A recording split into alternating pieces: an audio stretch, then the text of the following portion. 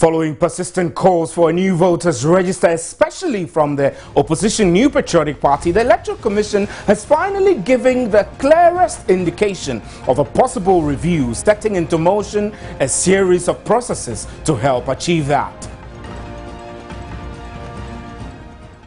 Expertise to help us look into those allegations. But while we're doing that alongside, we are also evaluating all the submissions we've received, particularly submissions towards cleaning up of the register.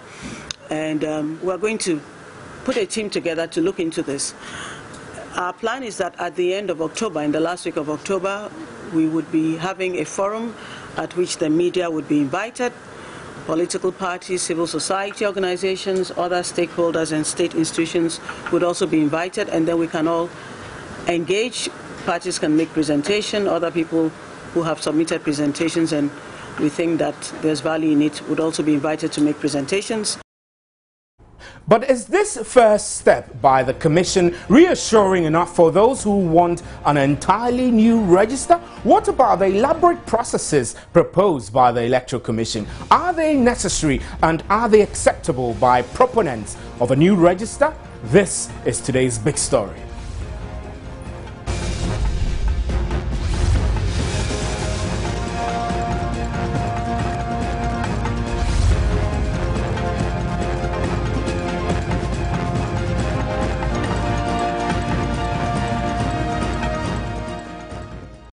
My name is Stephen Enti and welcome to today's big story. Now, the Electoral Commission has spoken following what appeared to be weeks of silence, despite several agitations from political parties and the pressure group Let My Vote Count, pushing for a new voters register. However, chairperson of the Electoral Commission, Mrs. Charlotte Osei, insists the EC will not be intimidated or forced into taking any decision on whether or not the current register is credible. Let's hear her outlining the Commission's plans. So far, as at our September 22nd deadline, we have received a little over 30 submissions. 30. I think 15 political parties made submissions. The rest of the submissions came from civil society organizations. We had some from faith-based organizations. We had some from IT companies and private individuals, and a couple were anonymous. Now, as a commission, we are going to evaluate these proposals. And we're also investigating the allegations which have been made by some political parties, especially when it touches on the integrity or the security of our IT systems. We are getting independent outside expertise to help us look into those allegations.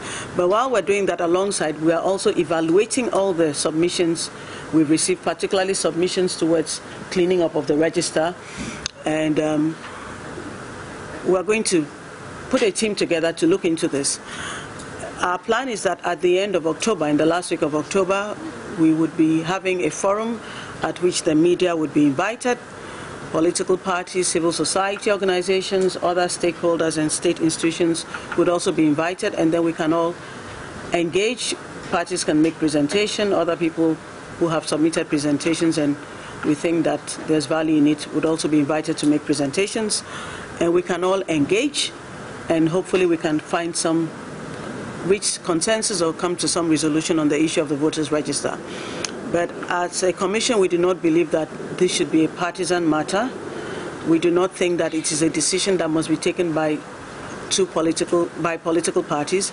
And indeed, we do not believe as a commission that there are only binary positions to be considered, as in register is okay, new register. We think that there's a lot of value in also the listening to all the views within the spectrum. So we're listening to all that, and we're engaging parties. We'll engage them as a collective and as individual parties. We'd also get independent technical expertise to come and support us in that process of evaluating what the concerns really are with the register and how we can all together work towards having a more credible register and a more credible electoral system.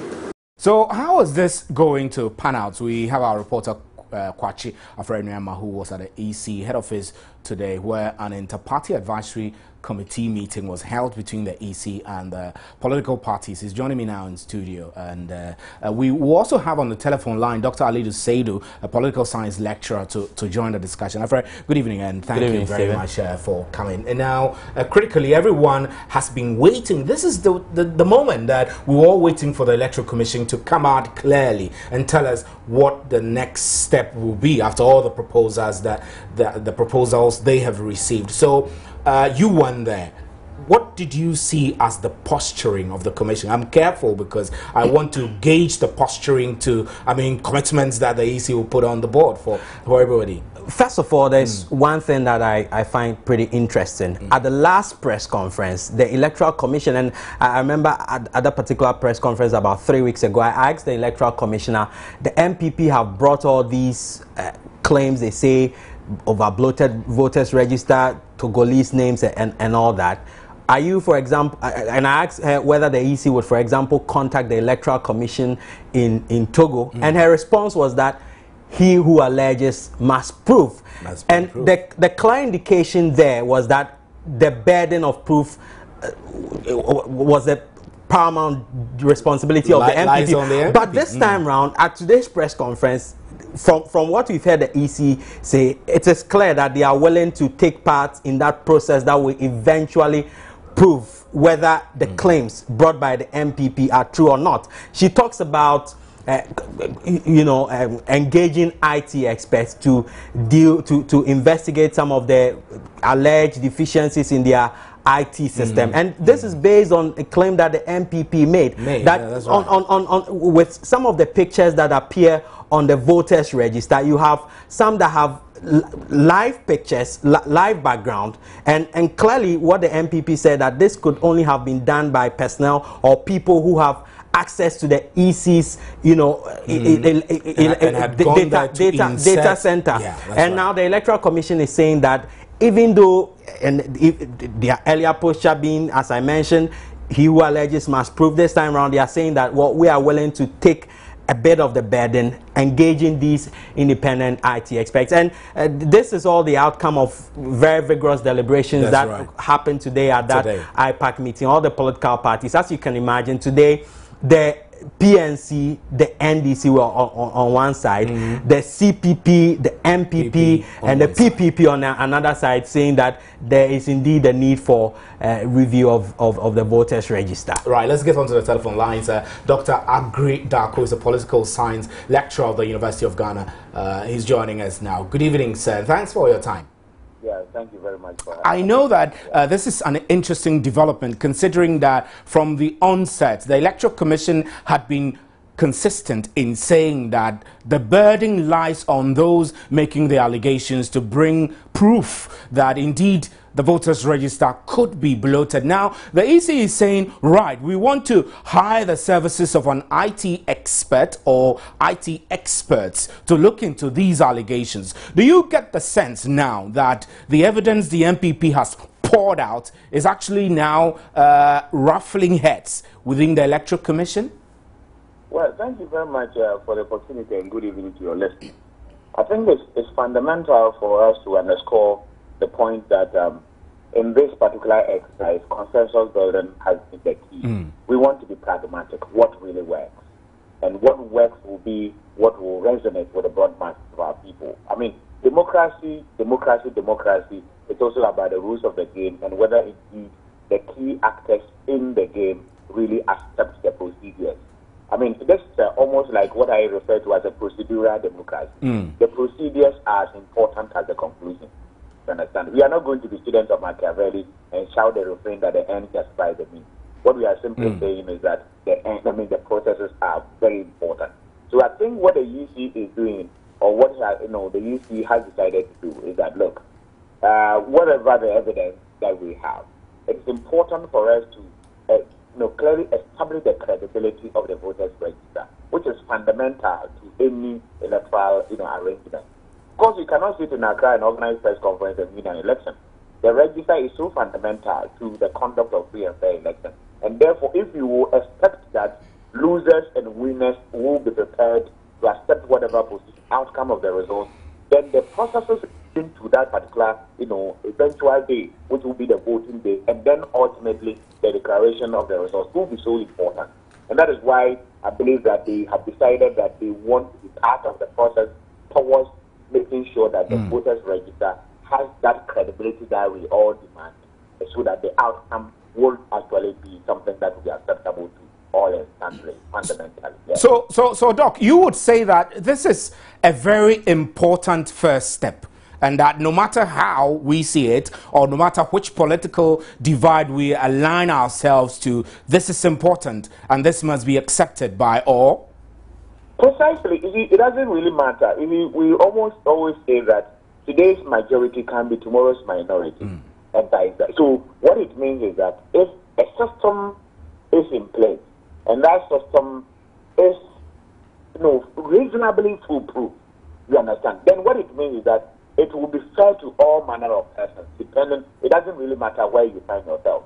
So it will not be in people's interest to engage in what I call grandstanding, you understand. It is important that we judge all. It is important that we build a consensus, because after all, institutional building, two fundamental things with institutional building. There's something we call path dependence. Institutions travel along certain processes, along certain lines, and as they move on, they revise the way they do things. With the same with the register. And you see, the register, the numbers there will be critical. Who and who are on it will be very important.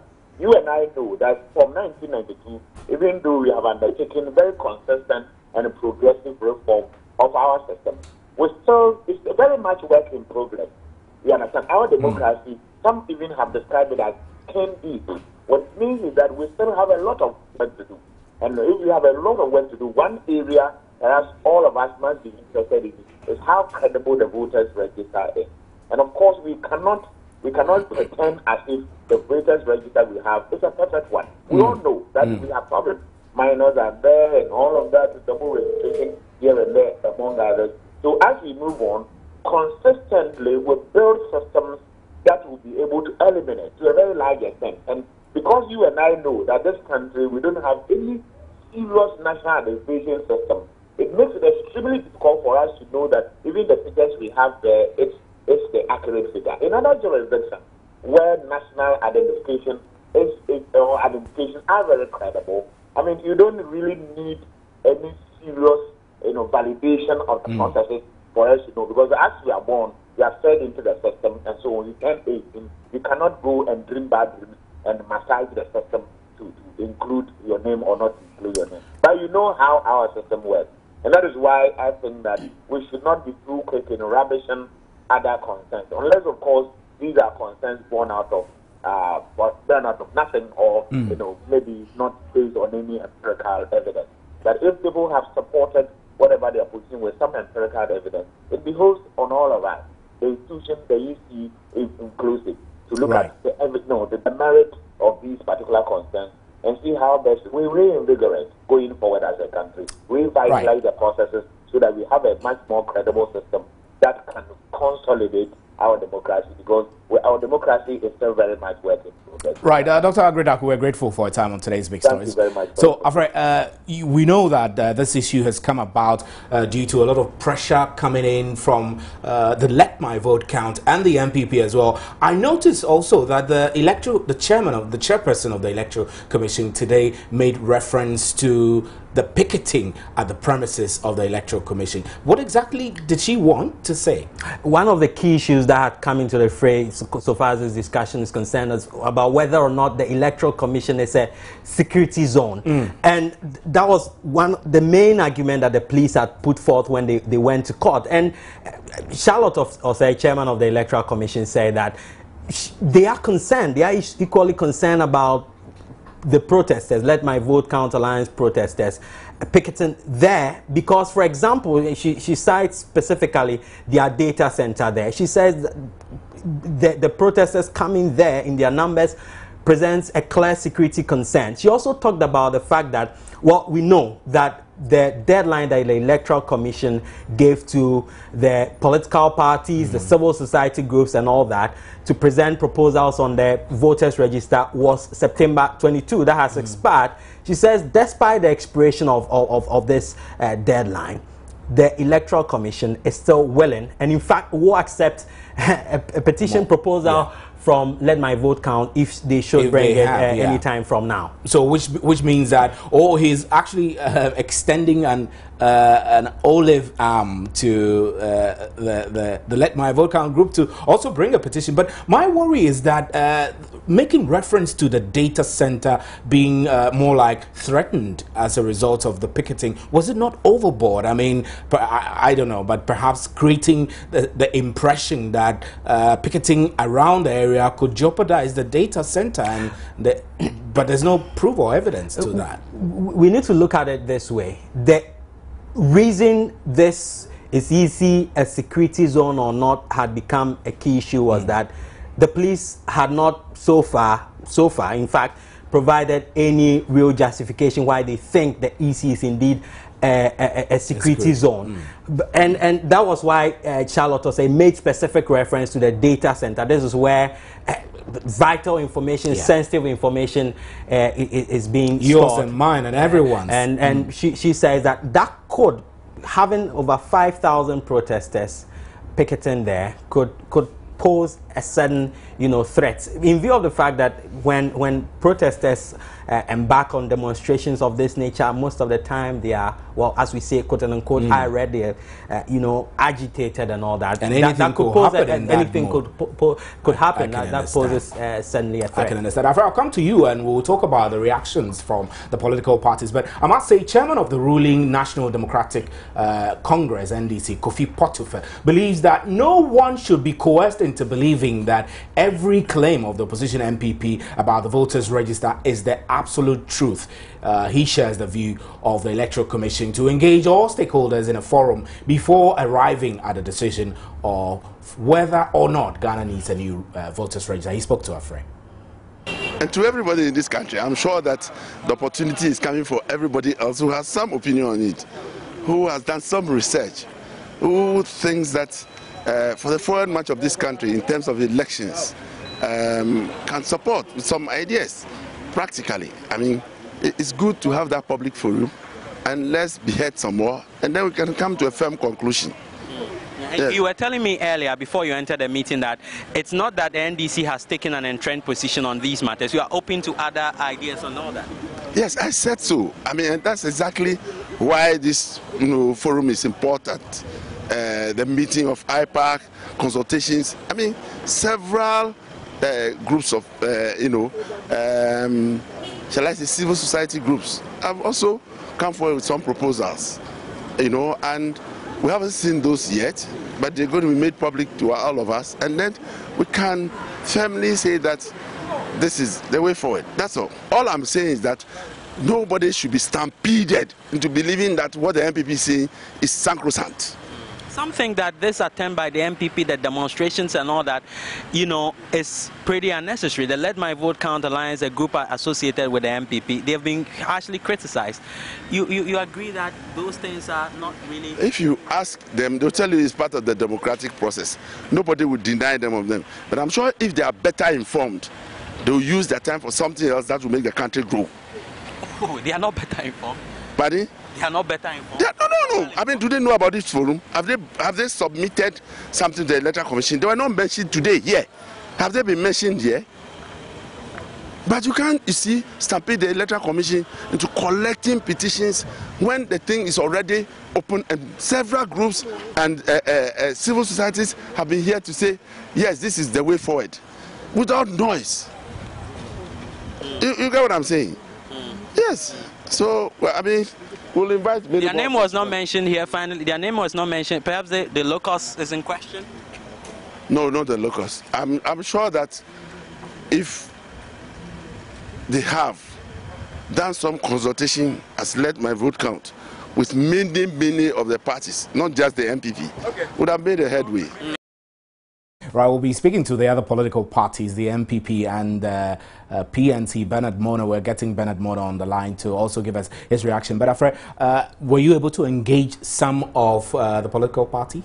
Yes, I spoke to notably the MPP General Secretary, Kwabena Japon. He is surprised at the latest posture by the NDC, and he thinks that, well, this is an indication that eventually political parties like the NDC, who were fiercely opposed to their position, are beginning to understand where they are coming from, are beginning to understand the need for... Do they see this as victory already? Not exactly, because the main deal will come after this forum somewhere in October. That is when the Electoral Commission, after meeting all the civil society groups, taking a decision, the final outcome of that will determine whether you're victorious or not, insofar as your quest is concerned. Now, did you get impression from the political parties whether they felt reassured enough of the processes that the electoral chairperson of the Electoral Commission is announcing,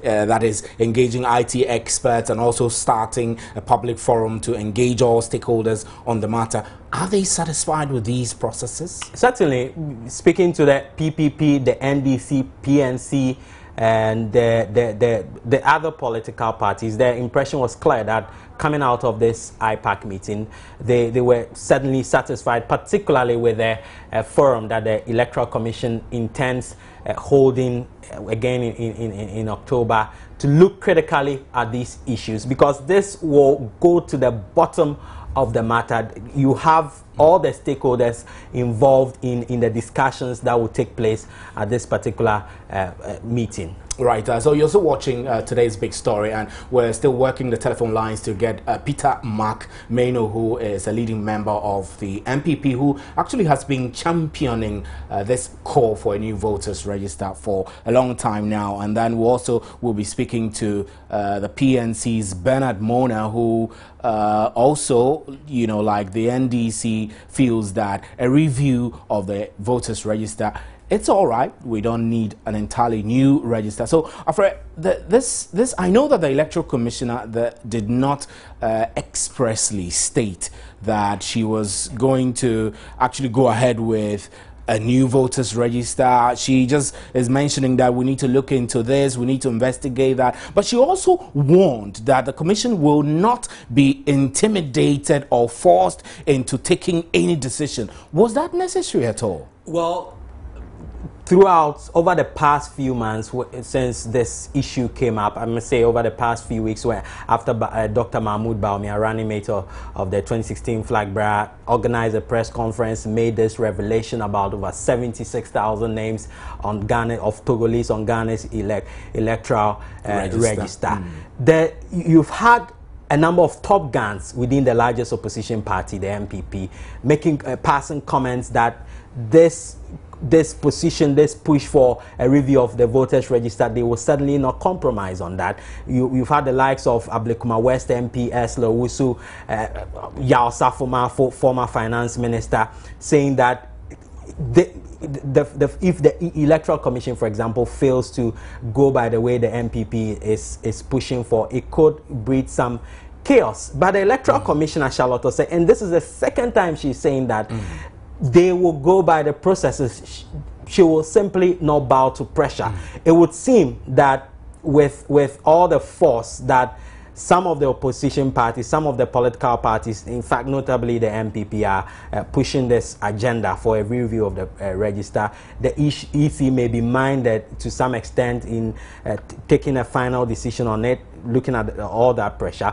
But Charlotte Osei simply said, well, that will not come into the fray at all. They will simply follow the right procedure and processes at arriving at a final decision on this very critical matter. So, moving forward, what should we expect, really? I mean, following from this, the Electoral Commission has held an inter-party advisory committee meeting with the parties, has laid out the plan for, you know, review. But beyond this, what should we expect? Well, we should expect even more agitation from the MPP. It's not going to end. The Electoral Commission, given this assurance, they're going to engage IT experts. In fact, the MPP has said already about 2 weeks ago that they are meeting stakeholders within the ECOWAS sub-region. They're going to Nigeria, they're meeting the ECOWAS president and all that. They are pushing forward this agenda so much.